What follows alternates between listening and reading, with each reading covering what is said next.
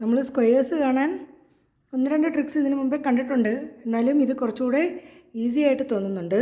17 square, 18 square, 19 square. ഇത് നമുക്ക് എങ്ങനെ ഈസി ആയിട്ട് ചെയ്യാം നോക്കാം. ആദ്യം 7 സ്ക്വയറിൻ്റെ ആൻസർ എന്ന് പറയുന്നത് 49. അതിൻ്റെ 9 മാത്രം എഴുതുന്നു.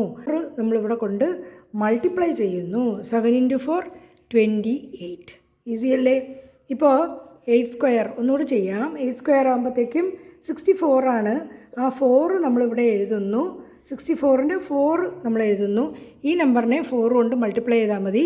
8 × 4 32. അടുത്തത് 9 സ്ക്വയർ = 81. ആ 1 എഴുതുന്നു. ഇനി 8 എഴുതുന്നില്ല. ഈ 9നെ നമ്മൾ 4 കൊണ്ട് മൾട്ടിപ്ലൈ ചെയ്യുന്നു. 9 × 4 36.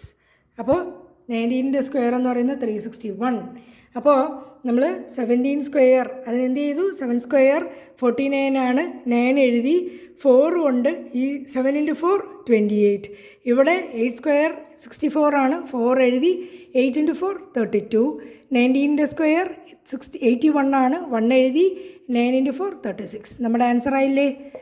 ഇതുപോലെ നമുക്ക് 20, 21, 22 എല്ലാം മൾട്ടിപ്ലൈ ചെയ്യാം. അത് വേറൊരു വീഡിയോ ആയിട്ടിടാം. ഓക്കെ.